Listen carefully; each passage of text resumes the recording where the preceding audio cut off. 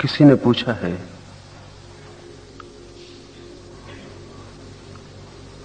लोग अक्सर कहते सुने जाते हैं जो होता है ठीक ही होता है।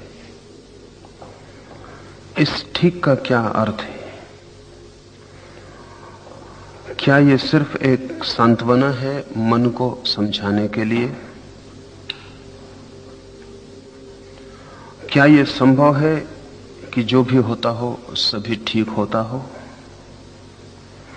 कहीं ये वैसा ही तो नहीं है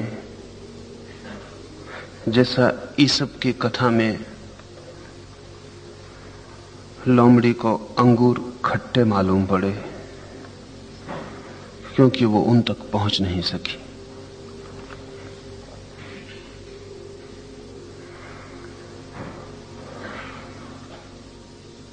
श्रेष्ठतम नियम भी निकृष्टतम उपयोग में लाए जा सकते हैं।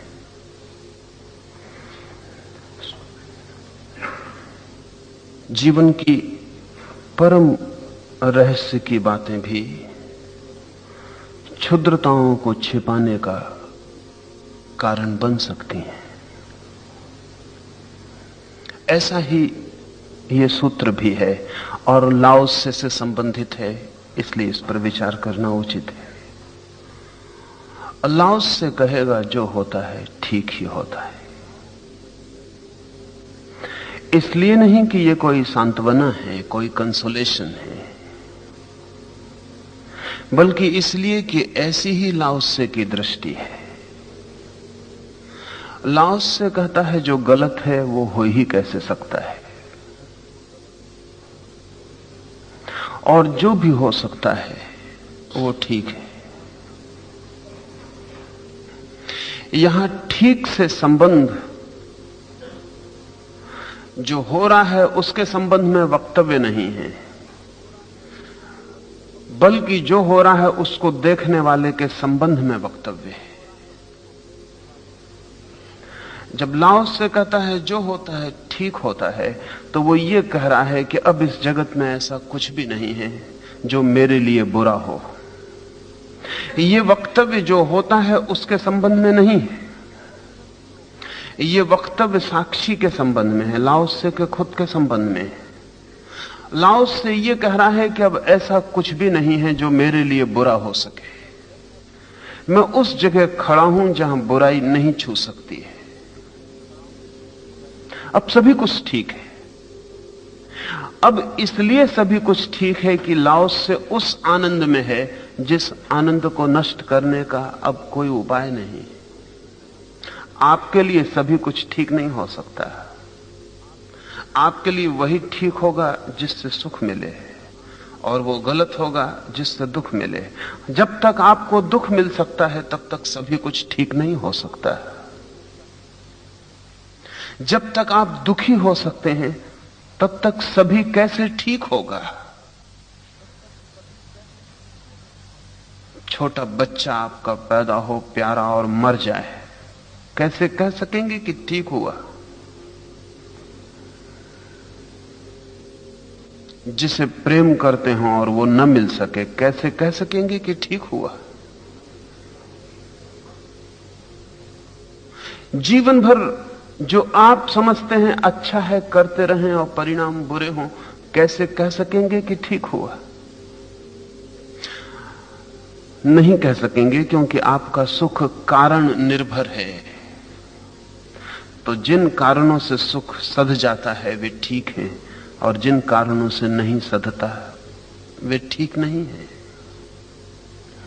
जब तक आपको सुख दुख में फर्क है तब तक कुछ गैर ठीक होगा ही। बीमारी को कैसे ठीक कहिएगा और मौत को कैसे ठीक कहिएगा? जब तक जीवन की चाह है तब तक मौत तो बुरी होगी ही, और जब तक स्वास्थ्य की आकांक्षा है तब तक बीमारी शत्रु है। जब हम किसी चीज को ठीक और गैर ठीक कहते हैं तो चीज ठीक या गैर ठीक है इससे कोई संबंध नहीं, हमारी अपेक्षाओं की हम खबर देते हैं। और अगर ऐसा आदमी कहे कि सब ठीक है, तो ये कंसोलेशन, सांत्वना ही होगी। और इस कहने में कोई आनंद ना होगा, सिर्फ एक निराशा, एक उदासी होगी। इस वक्तव्य में कोई विजय की घोषणा नहीं है, इस वक्तव्य में पराजय का स्वीकार है। कुछ नहीं कर पाते हैं, इसलिए समझा लेते हैं अपने को कह के कि सब ठीक है। संतोष पराजितों की भी सहायता करता है, लेकिन वो संतोष झूठा होता है। वास्तविक संतोष तो उन्हें ही मिलता है जो जीवन के विजेता हैं। विजेता इस अर्थों में कि अब कोई उपाय नहीं उन्हें हराने का। विजेता इस अर्थों में कि अब उन्हें हार भी हार नहीं है। और लाओ त्से ने कहा है, तुम मुझे हरा ना सकोगे क्योंकि मैं पहले से ही हारा हुआ हूं। तुम मुझे मेरे सिंहासन से उतार ना सकोगे क्योंकि मैं जहां बैठा हूं वो अंतिम स्थान है, उससे नीचे उतारने का कोई उपाय नहीं।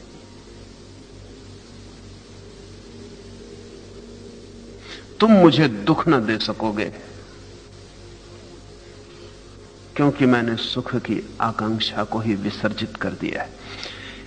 इस अर्थ में जो विजेता है, संतोष उसके जीवन में प्रकाश की तरह है। हम जैसे हारे हुए लोग, और हम बहुत हारे हुए लोग हैं, क्योंकि जो भी हम चाहते हैं वो नहीं मिलता। जो भी हम कामना करते हैं वही कामना टूट जाती, बिखर जाती। हम बुरी तरह हारे हुए लोग हैं, सर्वहारा, सब कुछ हारे हुए हैं, कुछ मिलता नहीं। इस हार में भी संतोष का उपयोग किया जा सकता है, तब वो झूठा है, तब ऊपर से थोपा हुआ, चिपकाया हुआ है। तब भी हम कह सकते हैं सब ठीक है। तब ईसब की कथा ठीक है। ईसब की कथा हम सबको ज्ञात है कि लोमड़ी ने बहुत छलांग मारी, अंगूरों तक नहीं पहुंच सकी, लेकिन अहंकार ये भी तो स्वीकार नहीं कर सकता कि मेरी छलांग छोटी है। अहंकार यही कहेगा कि अंगूर खट्टे, लेकिन यह कहानी अधूरी है। ये सब दोबारा आए तो कहानी को पूरा करे। मैं कहानी को पूरा कर देता हूं। जब इस लोमड़ी ने ईसब की कहानी पढ़ी तो उसने तत्काल एक जिम्नेशियम में जाके व्यायाम करना शुरू कर दिया। छलांग लगानी सीखी, दवाएं ली, ताकत के लिए विटामिन्स लिए, और लोमड़ी इतनी ताकतवर हो गई कि वापस गई उसी वृक्ष के नीचे और पहले ही छलांग में अंगूर का झुक्का उसके हाथ में आ गया। लेकिन जब उसने चखा तो अंगूर सच में ही खट्टे थे।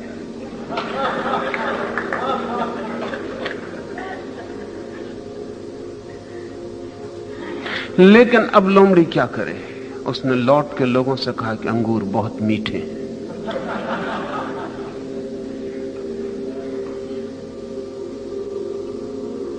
अहंकार है तो कहीं से भी भर लेगा।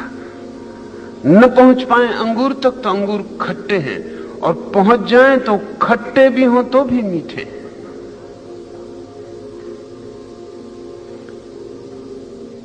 एक बात ध्यान रख लेनी जरूरी है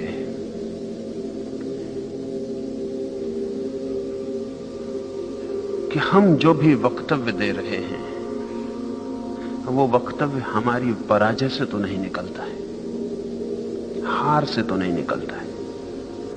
हारे हुए वक्तव्यों का कोई भी मूल्य नहीं है।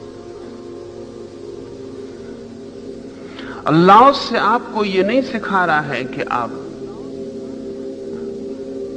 थोप लें संतोष।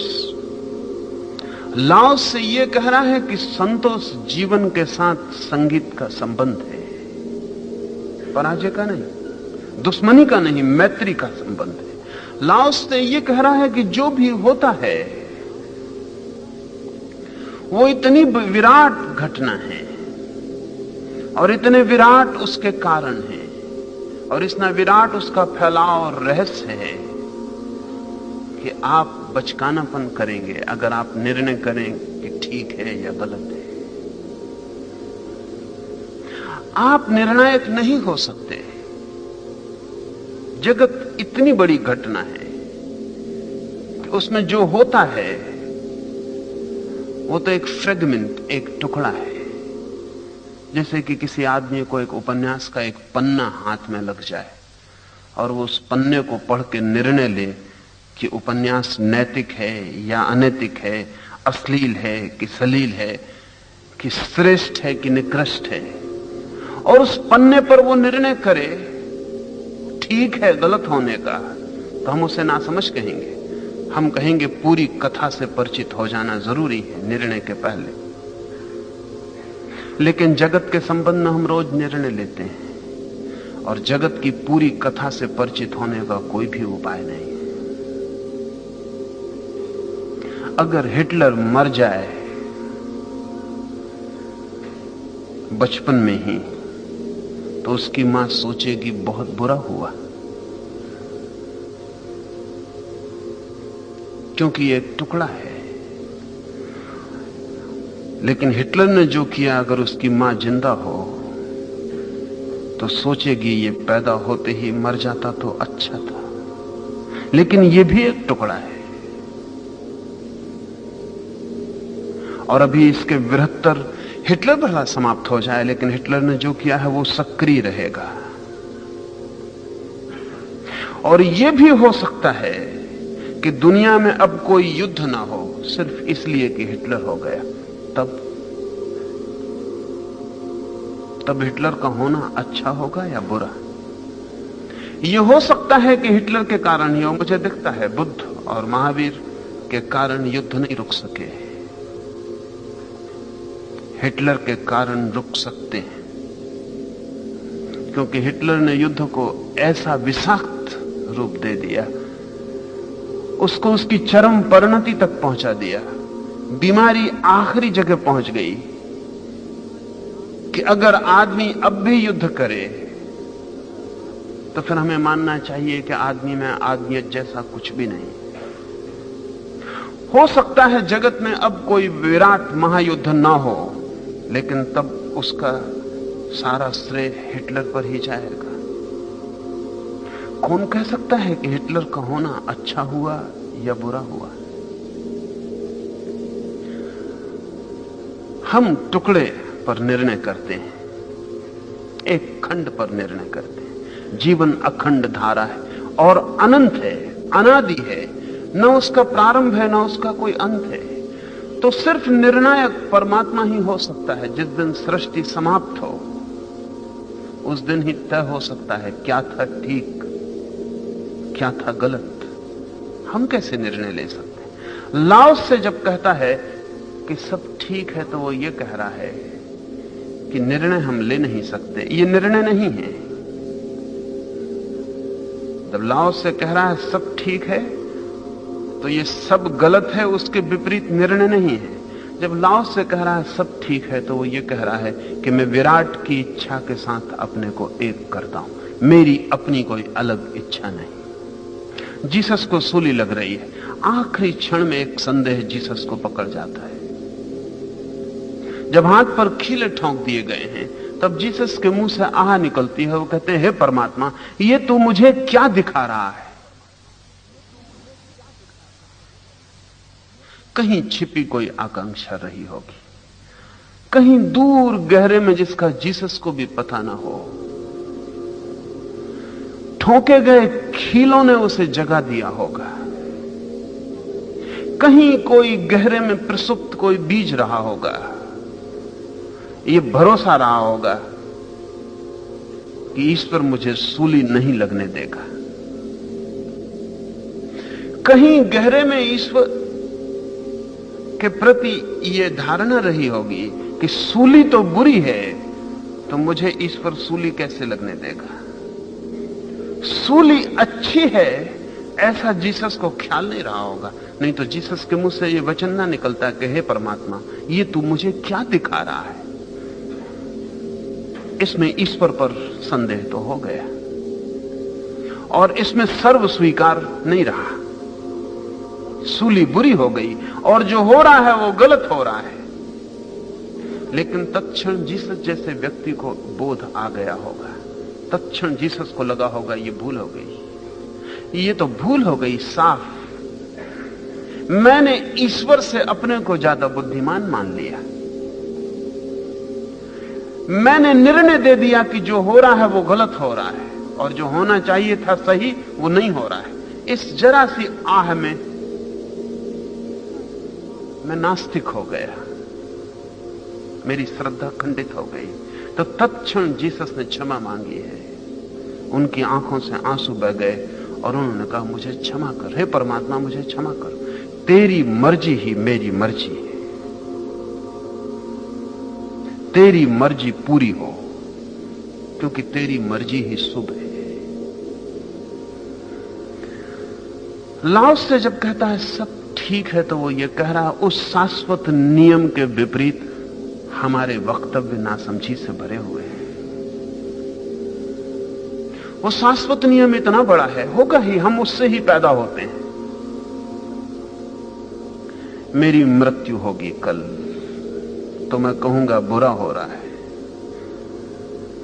लेकिन जिससे मेरा जन्म हुआ था उससे ही मेरी मृत्यु हो रही है। और जिस शाश्वत नियम से मैं प्रकट हुआ था वही शाश्वत नियम मुझे वापस बुला रहा है। अगर उसके भेजने से मैं राजी था तो उसके बुलाने से क्यों राजी नहीं हूं? और अगर उसका दिया हुआ जीवन अच्छा था तो उसकी दी हुई मौत बुरी कैसे हो सकती है? एक ही स्रोत से सब कुछ जन्म रहा है, उसी स्रोत से खिलते हैं फूल, उसी स्रोत से लगते हैं कांटे। अगर उसके फूल भले हैं तो उसके कांटे बुरे क्यों होंगे? अल्लाह से यह कह रहा है कि कांटे भी उसी के हैं, फूल भी उसी के हैं, इसलिए सब ठीक है। यह सब ठीक वस्तुओं के प्रति वक्तव्य नहीं, स्वयं और शाश्वत के साथ जो संगीत सद गया है उसकी खबर है। यह कोई सांत्वना नहीं है, क्योंकि सांत्वना का तो अर्थ ही यही होता है कि सब गलत है और हम अपने को समझा रहे हैं कि सब ठीक है। जो ठीक नहीं है उसको हम समझा रहे हैं कि सब ठीक है, तब सांत्वना है। लेकिन अगर ऐसी ही प्रतीति है कि सब ठीक है तो फिर सांत्वना नहीं है। धर्म का निकृष्ट रूप सांत्वना है, कंसोलेशन है, और धर्म का श्रेष्ठतम रूप संगीत है। व्यक्ति और विराट के बीच जो संगीत है वो धर्म का श्रेष्ठतम रूप है। व्यक्ति और विराट के बीच जो संघर्ष है उसमें व्यक्ति की जो पराजय है, उस पराजय में जो सांत्वना खोजी जा रही है वो धर्म का निकृष्टतम रूप है। ये व्यक्ति पर निर्भर है कि वो शाश्वत नियम को सांत्वना बनाता है या सत्य। इसे केवल एक मलहम पट्टी समझता है कि घाव को भीतर छिपा लिया, या एक अनंत संगीत की संभावना। ये व्यक्ति पर निर्भर है, ये आप पर निर्भर है। अधिक लोग सांत्वना में ही जीते हैं, इसलिए आदमी दुख में धर्म की तलाश करता है, क्योंकि दुख में सांत्वना की जरूरत है। दुखी आदमी के पैर मंदिर की तरफ बढ़ने लगते हैं। मार्क्स ने तब तो ठीक ही कहा है कि धर्म दुखी आदमी की आह है और धर्म जनता के लिए अफीम है। ठीक ही कहा है। धर्म का जो निकृष्टतम रूप है वो यही है और यही बड़ा रूप है। 100 में 99 लोग इसी भांति धार्मिक हैं। और आश्चर्य नहीं कि मार्क्स को 100 में आदमी ना मिला हो, वो आसान भी नहीं है 100 में आदमी मिलना। 99 आदमी जगह जगह मौजूद हैं। अगर मार्क्स को ऐसा लगा हो कि धर्म अफीम का एक नशा है, तो कुछ गलत नहीं लगा। लेकिन इसमें निंदा भी क्या है? चिकित्सक भी अगर आप बहुत दर्द में हो तो नशा देकर आपके दर्द को भुलाता है, मार्फिया देता है। दर्द के साथ एक मजा है कि उसका पता चले तो ही होता है, पता ही ना चले तो कहां। दर्द के साथ हम दो काम कर सकते हैं। दर्द को मिटाने का वो धर्म की श्रेष्ठतम संभावना है, दर्द को भुलाने का वो धर्म की निकृष्टतम संभावना है। जब दुखी आदमी धर्म की तरफ बढ़ता है तो वो सांत्वना के लिए जा रहा है, जब सुखी आदमी धर्म की तरफ बढ़ता है तब वो संगीत के लिए जा रहा है। इसलिए मैं कहता हूं, जब आप सुख से भरे हों तब धर्म की तरफ बढ़ना बहुत कठिन है, बहुत कठिन है। दुख से जब भरे होते हैं तब बहुत सरल है। इसलिए मैं निरंतर कहता हूं कि दुखी, दीन, दरिद्र, गरीब समाज धार्मिक नहीं हो पाते। उनके लिए धर्म अफीम ही है। समृद्ध, सुखी, संपन्न समाज ही धार्मिक हो पाते हैं। क्योंकि सुख जब व्यर्थ मालूम होता है तब ठीक और गैर ठीक की सब धारणाएं गिर जाती। जब सुख ही व्यर्थ मालूम होने लगता है तो फिर क्या ठीक है और क्या गलत है। जब तक दुख गलत मालूम होता है तब तक हम ज्यादा से ज्यादा सांत्वना खोज सकते हैं। ये व्यक्ति पर निर्भर है कि आप धर्म को सांत्वना बनाते हैं। अगर आप धर्म को सांत्वना बनाते हैं